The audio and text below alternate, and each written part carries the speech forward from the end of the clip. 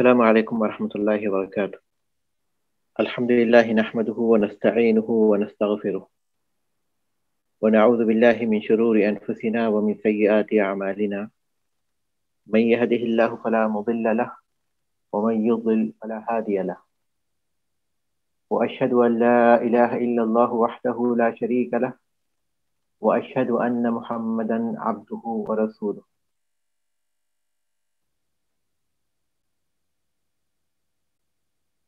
معزز طلباء و طالبات، جیسا کہ ہم نے طے کیا تھا کہ آج اصول الفقہ کے سبق کے بارے میں کچھ سوالات کریں گے اور اس کے بعد انشاءاللہ یہ سبق ہم لوگ پڑھیں. الامر کے بارے میں سوال کرنا ہے. الامر کے بارے میں سوال کرنا ہے. تو پہلا سوال ہے الامر کے سلسلے میں. نورین صاحبہ آپ بتائیں کہ فعل امر کے صیغے کتنے ہیں اور کیا ہیں؟ فعل امر کے 4 صیغے ہیں. فعل الامر، اسم فعل الامری، مصدر جس کو نائب فعل الامر بھی کہا جا سکتا ہے، اور مضارع باللام امر. مضارع المقرون بلام الامر. مضارع المقرون بلام الامر، ٹھیک ہے. مضارع المقرون بلام الامر کی کوئی مثال دیجیے.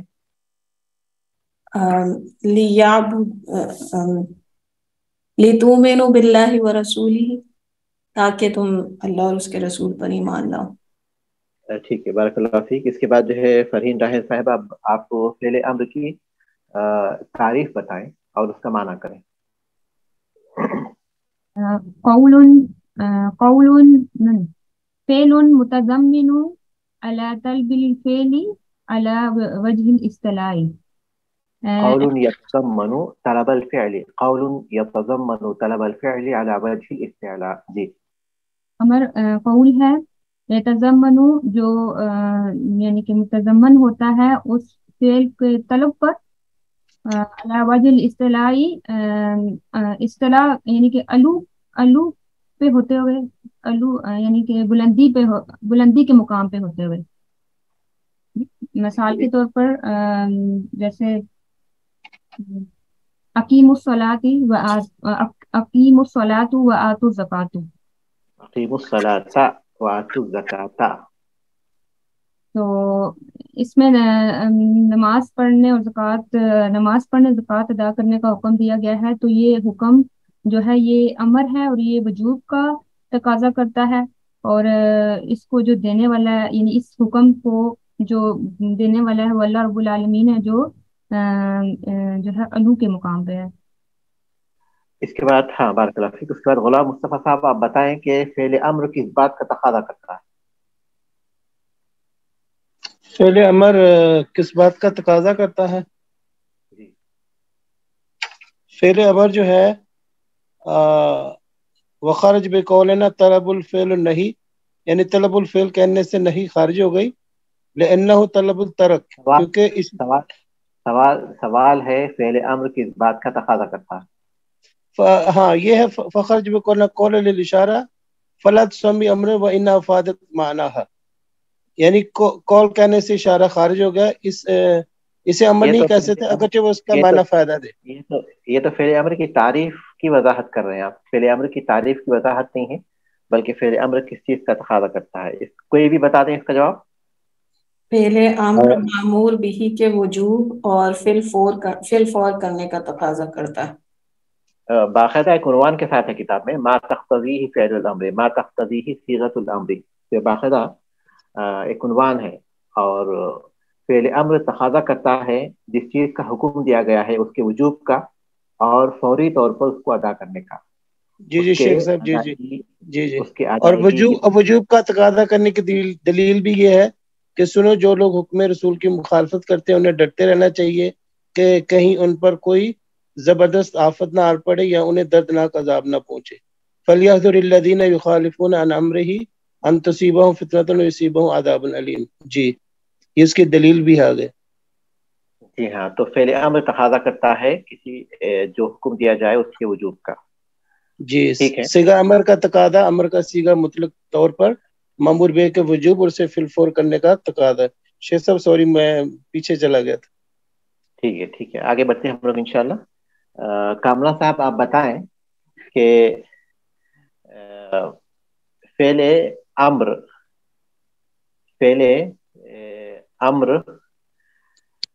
وجوب سے اور فوریت سے، وجوب اور فوریت سے کسی دلیل کی بنیاد پر دوسرے بعض معنی کی طرف وہ جو ہے دوسرے بعض معنی پر محمول کیا جاتا ہے. وجوب اور فوریت سے نکل کر بعض دوسرے معنی پر دلالت کرتا ہے. تو وہ معنی کون سے ہیں بتائیے جو کتاب میں ذکر کیے گئے. شیخ صاحب وجوب کے علاوہ یہ ندب کے اوپر دلالت کرتا ہے، ندب کے اوپر دلالت کرتا ہے، اور جس کی دلیل ہے قرآن مجید میں کہ وَأَشْهَدُوا إِذَا تَبَايَعْتُمْ کہ تم گواہ بناؤ جب تم خرید و فروخت کرو. تو یہ اس میں نبی کریم صلی اللہ علیہ وسلم نے ایک بار گھوڑا خریدا اور اس کے اوپر کسی کو گواہ نہیں بنایا. تو یہ گویا کہ یہ قرآن میں جو حکم ہے یہ واجب کے لیے نہیں ہے اور فوریہ کے لیے نہیں ہے، بلکہ یہ ندب کے لیے ہے، یعنی مستحب عمل ہے. جی صحیح ہے شیخ صاحب، یا کمپلیٹ نہیں ہے جواب کمپلیٹ نہیں ہے. میں نے کن معنوں پہ دلالت کرتا ہے، اگر آپ صرف اس کے معنی بتا دیں گے ایک کے بعد ایک وہ کافی ہے. دلیل آپ نے ایکسٹرا دی، میں نے صرف یہ پوچھا کہ کون سے معنی دلالت کرتے ہیں. پہلا معنی آپ نے بتا دیا وہ استحباب پر دلالت کرتا ہے. دوسرا کس معنی پر دلالت کرتا ہے؟ دوسرا یعنی کہ فعل امر دوسرا تحدید کے لیے بھی استعمال ہوتا ہے. ہاں، تحدید پر بھی دلالت اباحت کے لیے بھی، اباحت کے لیے بھی اور تحدید کے لیے بھی. جی ہاں، اباحت پر بھی دلالت کرتا ہے اور تحدید کے اوپر بھی دلالت کرتا ہے. جی ہاں. اور اس کے بعد بارک اللہ فیک، اس کے بعد ملیحہ شفیق صاحب آپ بتائیں کہ فعل امر فوریت سے تراخی، یعنی کسی بھی کام کو فوری کرنے کے بجائے اس کو جو ہے بعد میں بھی کیا جا سکتا ہے، اطمینان سے کیا جا سکتا ہے. تو فعل امر اگرچہ کہ فوریت کا تقاضا کرتا ہے، جیسے کہ وجوب کا تقاضا کرتا ہے ویسے فوریت کا بھی تقاضا کرتا ہے، لیکن بعض اوقات کسی دلیل کی بنیاد پر وہ فوریت سے تراخی یعنی فوراً کرنے کے بجائے اس کو بعد میں اطمینان سے کیا جا سکتا ہے، اس معنی پر بھی محمول کیا جاتا ہے. اس کی کیا مثال ہے؟ شیخ صاحب جس طرح سیدہ عائشہ رضی اللہ تعالیٰ عنہ کو روزوں کا مطلب کہ مطلب جس طرح سیدہ عائشہ جو روزوں کی قضاء کا جس طرح ہمیں حکم دیا گیا کہ روزوں کی قضاء کریں، تو سیدہ عائشہ شعبان کے مہینے میں روزے رکھا کرتی تھی، تو وہ اس کی مطلب تراخی مطلب اس کی بعد میں کرنے کا اس سے مطلب ثابت ہوتا ہے کہ ٹھیک ہے. بارک اللہ فیک، واضح ہو گیا جواب. جی مثال جیسے فاستبقوا الخیرات، تم نیکیوں میں سبقت کرو، یعنی اس میں بھی کہ آپ مطلب کرتے رہو، تو فوری حکم نہیں ہے اس میں، یہ بھی صحیح رہے گا. جی مثال محدد ہو گئی، اگر خزائے رمضان کی مثال دیں گے تو محدد ہو گئی، وہ ایک عام بات ہو گئی. فاستبقوا الخیرات، تم سبقت نیکی میں کرو، تو یہ جو ہے فوریت کی دلیل ہے، یہ اطمینان کی دلیل نہیں ہے بلکہ فوریت کی دلیل ہے. اب اطمینان کی جو دلیل ہے وہ یہی ہے جو رمضان کے فاستبقوا میں تو امر ہو گیا کہ تم جلدی کرو. ٹھیک صاحب. اس کے بعد پھر ہمارے جی یعنی شیخ صاحب اس میں فوری طور پہ ہمیں یعنی فاستبقوا الخیرات میں فوراً کرنے کا حکم ہے، یہ نہیں ہے کہ کرو یعنی کہ آنے والے وقت میں جلدی کرو نیکیوں میں. نہیں، تو اس میں کہاں معلوم ہو رہا فاستبقوا الخیرات سے فوراً کرو یہ معلوم ہو رہا ہے نا. جی شیخ صاحب فوریت ہی کا اس کے علم ہو رہا ہے. اس کے بعد اس کے بعد نجمہ شیخ صاحبہ آپ جو ہے ما لا یتم المأمور الا به، اس کی وضاحت کر دیجیے، یہ سمجھا دیجیے. جی شیخ بولیے. ما لا یتم المأمور الا به، اس کی وضاحت کر دیجیے، اس کو سمجھا دیجیے کیا ہے یہ. جی کیا یعنی جس کا حکم دیا گیا ہے جس کا حکم دیا گیا ہے اور وہ واجب ہے اور وہ کسی کام سے پورا ہوتا ہے، اور تو وہ کام بھی جو ہے وہ واجب ہو جاتا ہے. جیسے کہ اس کی مثال یہ تھی کہ ستر العورہ، کہ اگر جو ہے فطر کو پورا کرنا ہے تو کپڑے جو خریدنا ہے اس کا حکم نہیں دیا گیا، لیکن وہ بھی واجب ہو جائے گا. جس طرح وضو کا تھا کہ وضو جو ہے وہ پانی سے، تو پھر پانی بھی واجب ہو گیا، تاکہ چاہے وہ خرید کے ہی کیوں نہ کرنا پڑے. صحیح ہے بارک اللہ فیک. اس کے بعد رفت صاحب آپ بتائیں کہ فعل امر وجوب کے بجائے جن معنی پر دلالت کرتا ہے یا جن معنی پر محمول کیا جاتا ہے. وجوب پر دلالت کرنے کے بجائے جن معنی پر محمول کیا جاتا ہے اس میں ایک معنی اس کے اباحت کے بھی ہے. اباحت کے معنی پر بھی وہ محمول کیا جاتا ہے. اس کی دلیل دیں اور اس کی وضاحت کریں. جی یعنی اکثر یہ اکثر اس وقت واقع ہوتا ہے جب کسی پابندی کے بعد آئے، تو یعنی سوال کے بعد آئے جس میں یہ وہم ہو کہ یہ منع تو نہیں ہے، تو اس کے بعد جب حکم آئے تو اس کا مطلب ہے کہ وہ جو وہم تھا کہ یہ منع تو نہیں، اس کو دور کیا گیا ہے اور یہ اجازت ہے، یہ پتہ چل رہا ہے اس حکم سے. مثال وَإِذَا حَلَّلْتُمْ فَاصْطَادُوا، جب تم یعنی احرام سے باہر آ جاؤ تو شکار کرو، تو اس کا مطلب یہ حکم نہیں ہے کہ جی وَإِذَا حَلَلْتُمْ فَاصْطَادُوا، وَإِذَا حَلَلْتُمْ فَاصْطَادُوا، تو اس کا یہ مطلب نہیں ہے کہ ضرور شکار کرو، مطلب یہ ہے کہ پہلے احرام کی حالت میں منع تھا تو اب اجازت ہے، اباحت ہے. ٹھیک ہے، آگے بڑھتے ہیں. بارک اللہ فیک. ام عبداللہ، آپ یہ بتائیں کہ طلب فعل صیغہ امر کے بجائے دوسری چیزوں سے بھی ماخوذ ہوتا ہے یا دوسری صیغوں سے بھی. ہم کو اوپر بتایا گیا کہ امر کے صیغے 4 ہیں، لیکن یہ امر کے صیغوں کے علاوہ بعض دوسری چیزوں سے بھی طلب فعل مستفاد ہوتا ہے، یعنی طلب فعل کا ہم کو طلب فعل کی اطلاع ملتی. کیا صیغے ہیں وہ؟ جی شیخ صاحب 4 صیغے تھے نا جو فعل امر، وہ ذکر مت کیجیے. فعل امر جو 4 صیغوں سے مستفاد ہوتا ہے طلب فعل، وہ فعل امر کے 4 صیغوں سے تو معلوم ہوتا ہے، اس کے علاوہ کچھ اور بھی چیزیں ہیں جس سے طلب فعل معلوم ہوتا ہے، وہ کیا ہے؟ جیسے صیغہ امر کے تقاضے کی بات کر رہے شیخ صاحب آپ؟ نہیں، میں تقاضے کی بات نہیں کر رہا ہوں، میں یہ بول رہا ہوں کہ امر معلوم ہوتا ہے، تقاضا نہیں، بلکہ کسی بھی چیز کا حکم معلوم ہوتا ہے صیغہ امر کے علاوہ دوسرے کچھ چیزوں سے بھی. کوئی بھی چیز کا حکم دیا گیا ہے، یہ چیز معلوم ہوتی صیغہ امر کے علاوہ دوسری بھی بات چیزوں سے. وہ کیا ہے؟ ٹھیک ہے، کوئی دوسرا جیسے یہ بیان کیا جائے کہ وہ فرض ہے، واجب ہے یا مندوب ہے یا اطاعت ہے، یا اس کو کرنے پر ثواب دیا جائے، اس کو چھوڑنے پر سزا دی جائے. ہاں، طلب فعل کسی بھی فعل کا کرنا یہ صیغہ امر کے علاوہ کچھ دوسرے چیزوں سے بھی معلوم ہوتا ہے. جیسے یہ کہا جائے کہ وہ فرض ہے، جیسے غسل یوم الجمعۃ واجب علی کل محتلم، جمعہ کے دن غسل کرنا ہر بالغ پر واجب ہے.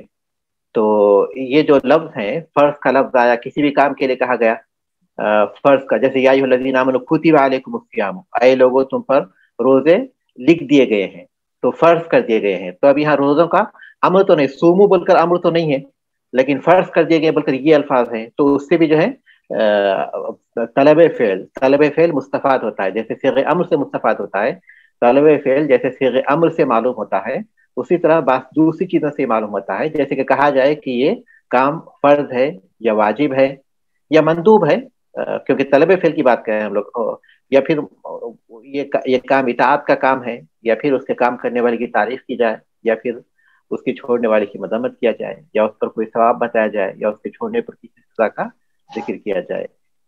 لیکن ثواب کی ایک مثال یہ بھی ہے نا، من صلی علیہ صلاۃ صلی اللہ علیہ بہا عشر. جی بالکل صحیح ہے. شیخ صاحب جیسے بھی آپ نے کہا کہ روزے جیسے فرض ہیں، نماز یہ، لیکن یہ تو شیخ صاحب امر کے حکم میں آتا ہے نا، کہ امر ہے، یہ تو اللہ تعالیٰ نے فرض کر دیا ہم پہ، اور تو اس کو آپ مطلب فعل کے کیسے اس میں مجھے اس کی طلب فعل ہی ہے نا وہ، نہیں طلب فعل ہے نا. جیسے کوئی بھی کام کے اللہ से काम चाहते हैं कोई करवाना जी, किसी भी काम, कोई भी काम अल्लाह। जी जी, मैं 1 मिनट बात करूं, उसके बाद जो है आप कुछ सवाल कर सकते हैं इंशाल्लाह। पहले मैं अपनी बात मुकम्मल कर देता हूँ। कोई भी फेल का जो तलब करना है, वो तलब फेल जिस तरह सेग़ अम्र से मालूम होता है, उसी तरह अल्लाह तबारक तआला ये कहे कि ये काम करो, और जैसे किसी काम के लिए अल्लाह तबारक तआला कहे कि ये फर्ज है, ये वाजिब है, तो उससे भी तलब फेल मालूम होता है। इतनी ही बात इसमें बताई जा रही। तलब फेल जिस तरह सेग़ अम्र से मालूम होती है, उसी तरह किसी काम को जो है वाजिब कहा गया तो मालूम होता है कि वो उसका तलब जो है वाजिब हो गया, फर्ज कहा गया तो उसका तलब वाजिब हो गया। लेकिन अगर किसी काम को मंदूब कहा गया तो उसमें तलब फेल तो है लेकिन वो मंदूब हो गया। आप रोजे की मिसाल दी, रोजे की मैंने जो मिसाल दी है वो मिसाल इसलिए दी है कि उसमें अल्लाह तबारक ने ये नहीं कहा कि रोजा रखो, लेकिन ये कहा कि रोजे फर्ज किए गए हैं। लेकिन रोजे फर्ज किए गए हैं तो ये जो फर्ज के जो अल्फाज आ रहे हैं ये भी तलब फेल पर दलालत करते हैं, लेकिन चूंकि ये फेल वाजिब है तो जाहिर है कि इसलिए ये वाजिब ही होगा, ये फर्ज ही होगा। रोजे वहां मंदूब करार देना मेरा मकसद नहीं है, बल्कि मकसद ये बताना है कि रोजे का जो हुक्म आया है वो सेग़ अम्र से नहीं आया, लेकिन फर्ज किए गए हैं इन अल्फाज के साथ आया है। लेकिन फर्ज किए गए हैं में भी अम्र का माना पाया जाता है, तलब फेल पाया जाता है। और वो किस किस हैसियत से पाया जाता है? वो जो है सेग़ अम्र से नहीं पाया जाता, लेकिन उसके फर्ज करने के जो अल्फाज हैं उसकी वजह से उसमें अम्र का माना पाया जाता है। अब चूंकि वो अमल वाजिब है तो जाहिर है कि वहां जो तलब फेल है वो वाजिब के माने में होगा। ये मैं बताना चाहता हूँ। वाज़ेह है बात? ठीक शेख साहब, और ये आप एक लफ्ज इस्तेमाल कर रहे हैं मंदूब, क्या इस्तेमाल कर रहे हैं शेख, इसका मतलब भी बता दीजिए मुझे। मंदूब एक माने आपने फर्ज कहा जी, मंदूब माने कोई, मंदूब का मतलब वो काम मुस्तहब है। आप किसी काम को तलब किया गया, जैसे हमसे ये बात तलब की गई है, ये जैसे तारीफ की गई कि जिसने 12 रकातें सुनने रवातिब पढ़ ली, फर्ज से पहले या फर्ज के बाद जो सुनन रवातिब हैं, उसके लिए जन्नत में एक घर बनाया जाएगा। ठीक है। अब इसमें जो है बशारत दी गई, ये नहीं कहा गया कि तुम नमाज पढ़ो उस हदीस में, बल्कि ये कहा कि जिसने 12 रकातें पढ़ी, बनल्लाहु बैतन फिल जन्नह, अल्लाह तबारक तआला उसको जो है जन्नत में एक घर बनाएगा। तो अब इसमें यह नमाज पढ़ने का हुक्म जो है सेग़ अम्र से नहीं दिया गया। सेग़ अम्र से दिया गया है क्या? नहीं दिया गया, बल्कि उसके करने वाले की तारीफ की गई। तो जब किसी काम के करने वाले की तारीफ की गई तो अगरचे कि उस पे जो है फेल अम्र नहीं है, लेकिन उसमें तलब फेल, उस फेल को तलब करने का माना पाया जाता है। अब चूंकि ये 12 रकातें पढ़ना खुद वाजिब नहीं है बल्कि मंदूब है, मुस्तहब है, तो इसलिए वहां जो तलब फेल समझा जाएगा वो मुस्तहब समझा जाएगा। पहले में रोजे रखना वाजिब था तो इसलिए वहां जो तलब फेल था वो जो है वाजिब समझा गया। अब यहाँ जो नमाजें पढ़ना है ये चूंकि वाजिब नहीं बल्कि मंदूब है तो इसलिए यहाँ तलब फेल जो है मुस्तहब समझा जाएगा। दोनों जगह तलब फेल है, लेकिन कहीं वाजिब है कहीं मंदूब है, वो उसके सियाक से हमको मालूम होगा, उसके बैकग्राउंड से मालूम हो जाएगा हमको कि वो वहां जो तलब फेल है वो किस माने में है। जी समझ आ गया। इसके बाद जो है फिर आगे बढ़ते हैं। हमारे पास अस्मा अमीन साहिबा, आप बताएं सेग़ अम्र के जो सेग़े हैं उसमें एक मस्दर भी है जो फेल अम्र का नायब होता है, उसकी कोई मिसाल दीजिए। जी शेख, इसमें है मस्दर नायब जो फेल अम्र के तौर पर इस्तेमाल होता है। फ़इज़ा लक़ीतुमुल लज़ीना कफ़रू फ़दरब रिक़ाब। क्या माने हैं? जब तुम कुफार से जंग करो या जब यानी कि जिहाद करो तो उन काफिरों से जंग का जब मौका मिले तो उसको तो उनकी जो है फदरब रिक़ाब, ये जो फदरबा ये मस्दर है लेकिन ये फ़िल अमर के तौर पर इस्तेमाल हो रहा है, यानी उनकी गर्दनें उनको मारना जो है वो उनको यानी कि उनको कत्ल कर दो। मस्दर फ़िल अम्र के माने में इस्तेमाल हो रहा है। हालत जंग का जिक्र है, यहाँ काफिरों से आम हालत का जिक्र नहीं है। फ़इज़ा लक़ीतुम कहा गया है, जब काफिरों से तुम लड़ाई करो, जब काफिर तुम्हारे मुकाबले में लड़ाई करने के लिए आए तो उस वक्त की हालत का हुक्म है, सुलह की हालत का हुक्म नहीं है ये, और नहीं अमन की हालत का हुक्म है। जब जंग की हालत का हुक्म है तो अल्लाह तबारक तआला ने कहा कि फ़ज़रब रिक़ाब, तो तुम उनकी गर्दनों पर मारो यानी कत्ल करो। तो ये किस माने में है? ये ज़र्ब किस माने में है? इज़रुबू के माने में है, मारो के माने में है। ज़र्ब मारना है, उसका तर्जुमा मारना होगा, लेकिन उसके माने होंगे इज़रुबू। ठीक है, इसके बाद अपने सबक की तरफ आइए, मवानी और तकलीफ। शेख एक सवाल पूछूं? जी जी शेख, जो हम लोगों ने जो पढ़ा है कि जब वजूब से दूसरी चीजों की तरफ मुंतकिल हो जाता है तो शेख उसमें हमने नदब पढ़ा है, मंदूब पढ़ा है, लेकिन शेख दूसरी जगह में के बाद ऐसे सीगे भी होते हैं उनसे मालूम होता है कि मतलब उसमें भी तलब का माना है, तो शेख उसमें भी मंदूब का आना, तो शेख लग नहीं रहा दोनों बातों में तजाद है, क्योंकि मंदूब वजूब पे तो नहीं दलालत करता। तलब फेल की माने को आप जहन में रखिए।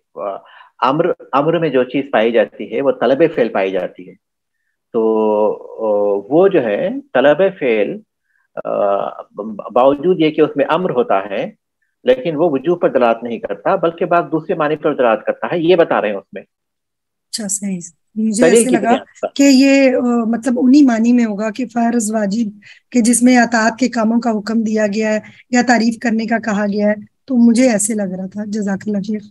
शेख यानी इसका ये मतलब है कि एक जगह अल्लाह सुब्हाना ताला अम्र जो है वो अम्र जो है वो मुख्तलिफ सूरतों में हो सकता है, और वो सूरतें डिफरेंट अहकाम की सूरत हो सकते हैं, यानी नदब हो सकता है, इबाहत हो सकती है, तहदीद हो सकती है, लेकिन हमेशा कुछ करने को कहा जाएगा उसके अंदर।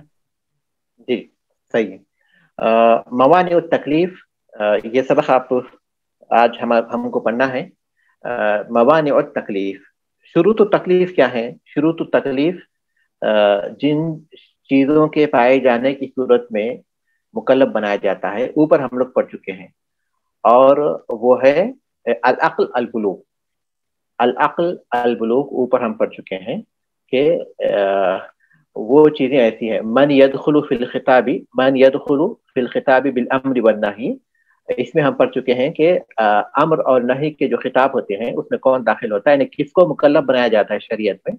तो बताया गया कि उसको बनाया जाता है जो कि बालिग हो, आकिल हो। तो अक्ल और बुलूग ये तकलीफ के शुरूत में से है। अब हमको बता रहे हैं कि तकलीफ के कुछ चीजें, कुछ मवाने हैं। उन मवाने की सूरत में अगरचे के वो काम उसको करना चाहिए, लेकिन चूंकि वो मवाने हैं उस वजह से वो मुकल्लफ नहीं होता। तो वो कौन सी चीजें हैं जो अम्र और नहीं के मुकल्लफ बनने के सिलसिले में माने की हैसियत रखती हैं, उनका इसमें जिक्र है। लितकलीफ मवानिउन मिनहा, तकलीफ के लिए यानी शरई अहकाम के मुकल्लफ बनाए जाने के सिलसिले में कुछ मवाने हैं, कुछ चीजें रुकावटें हैं। कोई भी अमल उसी वक्त हो सकता है जबकि उसके शुरूत पूरे हो जाएं। वला यतिमुल हुक्म हत्ता तज्तमिअ, वला यतिमुल हुक्म हत्ता तज्तमिअ, कोई भी हुक्म उस वक्त तक मुकम्मल नहीं होता जब तक कि उसमें दो चीजें जमाना हो। कौन सी दो चीजें? एक ये कि वो शर्तें पूरी हो, और दूसरी चीजें के मवाने ना हो। अगर शर्तें ना हो तो भी वो मुकल्लफ नहीं होता, और अगर उसके पास मवाने हो तो भी वो मुकम्मल नहीं, तो भी वो मुकल्लफ नहीं होता। कोई भी हुक्म उसी वक्त मुरत्तब होता है जबकि वो उसमें शुरूत पाए जाएं और वो मवाने से दूर रहे, लेकिन अगर दो में से कोई चीज कमी हो तो वो हुक्म नहीं होता। तो अब आप हमारे सामने क्या है? कुछ मवाने हैं जो किसी भी चीज के मुकल्लफ करने, शरई अहकाम के मुकल्लफ करने के सिलसिले में रुकावट होते हैं। वो क्या है? अल जहलु ला इल्मी व निसियानु, भूल, वल इकराहु, और मजबूर किया जाना। अल जहलु व निसियानु वल इकराहु, जिहालत, भूल, और किसी काम पर मजबूर करना। लिक़ौल नबी सल्लल्लाहु अलैहि वसल्लम, नबी करीम सल्लल्लाहु अलैहि वसल्लम के इस कौल की वजह से, इन्नल्लाह तजावज़ अन उम्मती, अल्लाह ताला ने मेरी उम्मत से माफ कर दिया है। अल खता, गलती को। ये गलती क्या है? यही जहल के माने में है जो इंसान ला इल्मी में करता है। वन निसियाना, और भूल को। व मस्तुक्रिहु अलैहि, और उसको जिस पर उन्हें मजबूर किया जाए। रवाह इब्न माजा वल बैहक़ी वलहु शवाहिदुन मिनल किताबि व सुन्नति तदुल्लु अला सिह्हतिही। इब्न माजा और बैहक़ी ने इसे रिवायत किया है और किताब और सुन्नत से इसके शवाहिद हैं जो इस हदीस की सेहत पर दलालत करते हैं। तो इस हदीस से मालूम होता है कि तीन चीजें ऐसी हैं जो तकलीफ के सिलसिले में माने की हैसियत रखती हैं। एक खता, اسی کو ہم جہل کہتے ہیں دوسرے معنی میں، اور دوسری نسیان، اور دوسری کسی چیز پر مجبور کیا جانا. کوئی بھی انسان اگر کسی چیز کے حکم سے لا علم ہے، واقعی لا علم ہے، تو اس پر جو ہے اس عمل کے کرنے کا گناہ نہیں ہوتا. اسی طرح وہ بھول کر کچھ ایسی بات کہہ دیتا ہے جو غلط ہوتی ہے، تو بھی اس پر کوئی گناہ نہیں ہوتا. اسی طرح اگر اسے مجبور کر دیا جائے تو بھی اس کے پر گناہ نہیں ہوتا. لیکن اس کی کچھ تفصیلات ہیں. ہم لوگ اگر صرف ابتدائی طور پر ہم کہہ سکتے ہیں کہ شرعی احکام کی تکلیف کے سلسلے میں 3 باتیں معنی کی حیثیت رکھتی ہیں: جہل، نسیان اور اکراہ. لیکن اس ہر ایک میں سے کسی بات، ہر ایک کی جو کچھ تفصیلات ہیں، اس کا پھر مولف رحمۃ اللہ علیہ اس کا بھی ذکر کر رہے ہیں.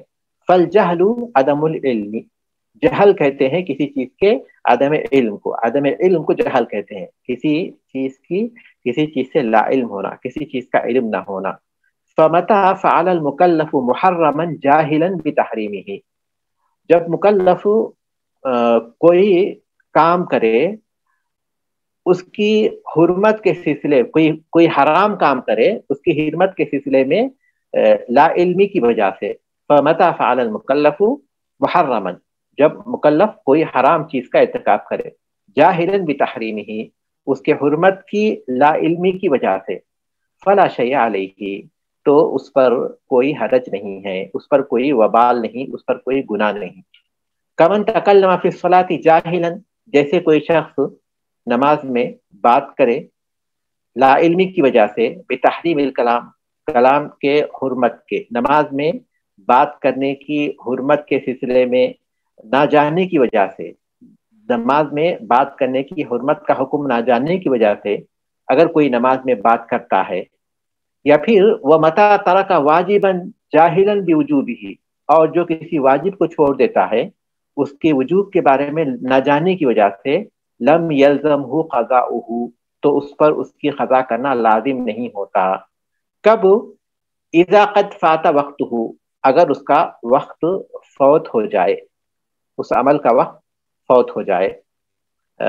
جہالت کہتے ہیں لا علمی کو، جب کوئی مکلف کسی حرام چیز کا ارتکاب کرتا ہے اس کی حرمت کا حکم نہ جاننے کی وجہ سے، جیسا کہ اسے معلوم نہیں تھا کہ نماز میں بات کرنا حرام ہے، وہ بات کر لیتا ہے. یا پھر نماز میں کوئی واجب چھوڑ دیتا ہے، جیسے کہ وہ صحیح طریقے سے رکوع نہیں کر رہا ہے، صحیح طریقے سے اطمینان کا جو وجوب ہے، رکوع اطمینان سے کرنا، سجدہ اطمینان سے کرنا، یہ واجب ہے، لیکن اسے معلوم نہیں کہ طمأنینہ یہ جو ہے نماز کے ارکان میں سے، اس کی وجہ سے وہ اس رکن کو چھوڑ رہا تھا. تو مولوی رحمۃ اللہ علیہ کہتے ہیں کہ اس کو چونکہ لا علمی وہ کر رہا تھا، جہالت کی وجہ سے کر رہا تھا، تو اس لیے وہ چیزیں جو وہ سابق میں کر چکا ہے، جن کا وقت اب باقی نہیں ہے، تو وہ اسے معاف ہو جاتی ہیں، پھر وہ اس پر لازم نہیں ہوتی. بدلیل ان النبی صلی اللہ علیہ وسلم لم یأمر المسیء فی صلاتہ، اس دلیل کی وجہ سے کہ نبی کریم صلی اللہ علیہ وسلم نے نماز میں غلطی کرنے والے کو حکم نہیں دیا تھا. وکان لا یطمئن فیہا، اور وہ نماز میں اطمینان نہیں رکھتا تھا، نماز میں جو طمأنینہ رکن ہے اس کو وہ چھوڑ رہا تھا. لم یأمرہ بقضاء ما فات من الصلوات، رسول اللہ صلی اللہ علیہ وسلم نے اس کی جو نمازیں فوت ہو چکی تھیں ان کی قضا کا حکم نہیں دیا. تو وہ ایک واجب کو چھوڑ رہا تھا، تو جو نمازیں اس کی گزر چکی، یعنی جن کے وجوب کا وقت فوت ہو چکا، جن کے عمل کا وقت پہلے جو وقت ان کا باقی نہیں ہے، جیسے وہ کل کی نمازوں میں نہیں کر رہا تھا، پرسوں کی نمازوں میں نہیں کر رہا تھا، 1 سال سے بھی اپنی نمازوں میں وہ اطمینان کے ساتھ نماز نہیں پڑھ رہا تھا، اب اس کا وقت تو باقی نہیں رہا نا، کیونکہ وہ نمازوں کے وقت تو گزر چکے. اب جو وقت ہے وہ تو جو موجودہ نماز ہے اس کا وقت اب باقی ہے. تو اس لیے سابقہ نمازوں میں اس کو جو ہے پھر نمازیں لوٹانے کا حکم نہیں دیا جائے گا. لیکن وَإِنَّمَا أَمَرَهُ بِفِعْلِ الصَّلَاةِ الْحَاضِرَةِ عَلَى الْوَجْهِ الْمَشْرُوعِ، بلکہ آپ نے اسے حکم دیا تھا حاضر وقت کی نماز کو شرعی طریقے سے ادا کرنے کا. لہذا اگر کوئی کسی واجب کے بارے میں لا علمی کی وجہ سے اس کو چھوڑ دیتا ہے تو سابقہ جو اس کے اعمال ہو چکے ہیں اس واجب کو چھوڑنے کی وجہ سے اس میں کوئی حرج نہیں ہے، اور اس سے مطالبہ نہیں کیا جائے گا کہ تم نے اس واجب کو یا رکن کو یا فرض کو چھوڑ دیا تھا لہذا تم پھر سے اس عمل کو لوٹاؤ، کیونکہ ان کا وقت گزر چکا ہے۔ لیکن جس کا وقت باقی ہے اس کے بارے میں اس سے کہا جائے گا اس کو تم شرعی طور پر صحیح طریقے سے عطا کرو۔ یہاں ایک فرق جی شیخ، میں یہ پوچھا جا رہی تھی کہ کیا یہ عبادت سے یعنی ہر عبادت کے لیے مختلف نہیں ہوگا حکم؟ کیونکہ سلاد کا، لیکن اگر کسی کو روزے کا جس طرح نہیں پتا تھا اور اس کو پتا چلا کہ ہاں بلوغت کے بعد سے اس کے اوپر فرض ہیں اور 2-1 سال کے اس کے چھوٹے ہیں، تو اس کو تو کہا جائے گا نا پھر اس پہ واجب ہوگا۔ دو چیزیں ہیں، اگر اس کا وجوب اس کی جہالت کی وجہ سے تھا کہ اسے معلوم نہیں تھا کہ کون سے روزے چھٹے ہوئے ہیں، مطلب شیخ رمضان کے روزے چھٹے ہوئے کیوں؟ کہ اس کو کسی نہیں تھا، وہ ایسے ماحول میں نہیں ان کے گھر میں رکھے جاتے تھے، کسی نے نہیں کہا کہ رکھو رمضان کے روزے۔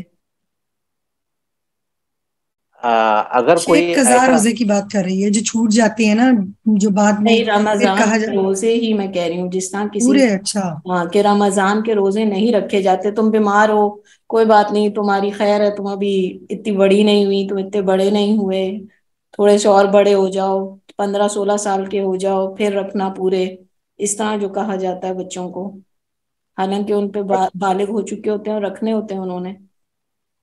اس میں 2 فرق ہیں، ایک یہ کہ آدمی مسلم معاشرے میں رہتا ہے اور مسلم معاشرے میں یہ چیزیں اتنی معروف ہیں کہ آدمی اس سے لا علم عام طور پر نہیں رہتا، تو اس لیے جو مسلم معاشرے میں رہتا ہے اور اس کو جو ہے نمازوں روزوں کے سلسلے میں اس کو جو ہے معلوم ہے یا پھر جو ہے اسے معلوم ہو سکتا ہے لیکن وہ معلومات حاصل نہیں کرتا، تو ایسی صورت میں تو اس کو قضا کرنے ہوں گے۔ لیکن واقعی کوئی ایسے ماحول میں رہتا ہے جیسے مغرب کے کسی ماحول میں رہتا ہے یا پھر جو ہے دنیا کے کسی ایسے مقام پر رہتا ہے جہاں اس کے پاس علم نہیں پہنچا اور اس کو واقعتاً نہیں بتایا گیا کہ روزے فرض ہیں اور اس کے پاس جو ہے معلوم کرنے کے امکانات بھی نہیں تھے، تو اس کو معلوم ہوا اس وقت جب کہ وہ 20 سال کا ہو چکا تھا اور تقریباً 5-6-7 سال کے اس کے روزے چھوٹے ہوئے ہیں، تو ایسے شخص پر تو روزے نہیں ہوں گے کیونکہ اسے حکم ہی معلوم نہیں تھا روزوں کی فرضیت کا۔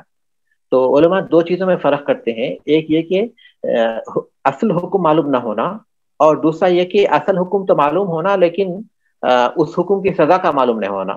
تو سزا کا معلوم نہیں ہونا یہ عذر نہیں ہو سکتا، لیکن اصل حکم نہیں معلوم ہے تو اصل حکم کا نامعلوم ہونا اس کے لیے عذر ہو سکتا ہے واقعتاً، اور اس کو جو چھوٹے ہوئے روزے ہیں اس کے کرنے کا حکم بھی نہیں دیا جائے گا جس کو واقعتاً معلوم نہیں ہوا کہ روزے فرض ہیں، یا روزے جو ہے عورت کو حیض ہونے کے بعد فرض ہو جاتے ہیں، یا پھر یہ کہ روزے فلاں عمر کے بعد فرض ہو جاتے ہیں، تو ان کو جو ہے حکم بھی نہیں دیا جائے گا ان روزوں کا۔ اس میں نماز اور روزے میں کوئی فرق نہیں ہے، حکم ایک ہی ہے، بس فرق اس بات کا، بس جو حکم ہے وہ یہ کہ واقعتاً وہ لا علم ہو، واقعتاً وہ جاہل ہوں اور ایسے معاشرے میں رہتے ہوں وہاں جو ہے جہالت ہی کی توقع کی جا سکتی ہے، علم کی توقع وہاں نہیں کی جا سکتی، تو ایسی صورت میں ہم کہہ سکتے ہیں کہ وہ ان کو قضا کا حکم نہیں دیا جائے گا۔ لیکن جو مالی چیزیں ہیں دیکھیے وہ ان سے معاف نہیں ہوتی۔ والخطأ والاکراہ والنسیان اسقطہ معبودنا الرحمن، شیخ سعدی رحمۃ اللہ علیہ کہتے ہیں کہ خطا یعنی جہالت کی وجہ سے کسی کام کو کرنا، والخطأ والاکراہ والنسیان، اور کسی کام پر مجبور کیا جانا اور بھول جانا، اسقطہ معبودنا الرحمن، ہمارے رحمان معبود نے اسے ساقط کر دیا ہے، یعنی اس کا کوئی گناہ نہیں ہے۔ لیکن مع الاتلاف یثبت البدل، لیکن کوئی چیز اگر کسی کا نقصان کر دیتے ہیں تو اس کا بدل دینا ثابت ہو جائے گا، لیکن مع الاتلاف یثبت البدل وینتفی التعصیم عنہ والزلل، اور اس کی وجہ سے ان پر کوئی گناہ تو نہیں ہوگا۔ مثال کے طور پر اگر کوئی شخص جو ہے کوئی شخص کسی کا نقصان کر دیتا ہے تو اس میں یہ چیز اس سے معاف ہو جائے گی، گناہ معاف ہو جائے گا، لیکن بنیادی طور پر اس کو وہ نقصان پورا کرنا ہوگا۔ بہرحال ہمارے اس بحث سے جو چیز تعلق رکھتی ہے وہ یہ کہ اللہ تبارک و تعالیٰ نے جہل کی وجہ سے اور پھر نسیان کی وجہ سے اور اکراہ کی وجہ سے انسان جو کام کرتا ہے اس کی سزا کو معاف کر دیا ہے اور اس کے گناہ کو معاف کر دیا ہے. اور پھر حکم یہ ہے جہل کے سلسلے میں کہ وہ چیزیں جن سے وہ لا علم رہا ہے اور واقعی اس کی لا علمی اس ماحول کی وجہ سے ہوئی تھی جس میں وہ واقعتاً وہ لا علم تھا، تو ایسی صورت میں اسے اپنے سابقہ جو اعمال ہے اس کو قضا کا حکم بھی نہیں دیا جائے گا. لیکن جو حاضر کے ہیں اور جو مستقبل کے ہیں اس میں اسے صحیح کرنا ضروری ہوگا. شیخ صاحب ایک سوال جیسے ابھی یہ انہوں نے پوچھا ہے نورین نے، شیخ صاحب ایسا یعنی کہ ماں باپ مسلمان ہیں، ان کو پتا ہے، لیکن انہوں نے بچوں کو کبھی اس کی اہمیت ہی نہیں بتائی. روزوں کے بعد مطالعے کی بات کر رہی ہوں، اور جب مطلب ان کو 20 22 25 یا جب بھی اللہ نے ان کو توفیق دی تب ان کو پتا چلا کہ یہ تو اتنی اہم ہے اور اتنا، تو اس وقت مطلب پھر یہ فتویٰ کہیں سے سنا تھا کہ وہ فرض روزے جو بھی ہیں اپنی گنتی کریں گے اتنے سالوں کے اور پھر وہ رکھیں گے ان کو، کیونکہ انہیں اصل میں تو علم نہیں تھا، اہمیت ہی پتہ نہیں تھی روزے کی، یعنی فرض روزے کی کتنی، تو ویسے جانتے تھے لیکن کسی نے ان کو بتایا نہیں دل سے، یعنی کہ خوف ان کے اندر جب پیدا ہوا تو پھر وہ کیا پیچھے والے رکھے یا پھر اللہ معاف کر دیں گے؟ لازمی طور پر رکھنا پڑے گا ان کو، لازمی طور پر. دیکھیے میں پہلے ہی بتایا تھا کسی چیز کا لا علم ہونا ایک الگ چیز ہے، لیکن اس کے بارے میں ان کو علم ہے لیکن اس کی اہمیت سے لا علم تھے، یا اس کے روزے کے چھوڑنے سے گناہ تھے اس سے لا علم تھے، تو اس سے کوئی فرق نہیں پڑتا. بس ان کو معلوم تھا کہ روزے فرض تھے لیکن اس کی اہمیت نہیں معلوم تھی یا پھر اس کی وجہ سے نقصان نہیں معلوم تھا، تو اس سے حکم کا علم ہے لیکن اس حکم پر جو چیز مرتب ہوتی ہے اس کا علم نہیں ہے، تو اس سے کوئی فرق نہیں پڑتا.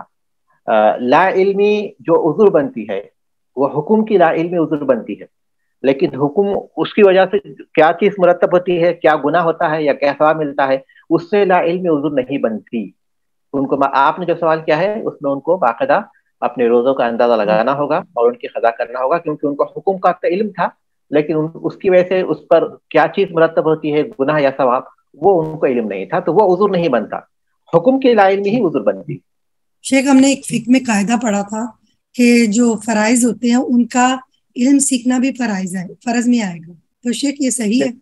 بلا شبہ علم سیکھنا فرض ہے ان کے اوپر، لیکن اب وہ فرض انہوں نے نہیں کیا ہے، تو اس کوتاہی کی وجہ سے ان کو جو ہے وہ چیزیں کرنے کا حکم نہیں دیا جائے گا جس میں واقعی وہ جاہل تھے، جس میں واقعی لا علم. تو یہاں میرا وقت ختم ہو گیا ہے.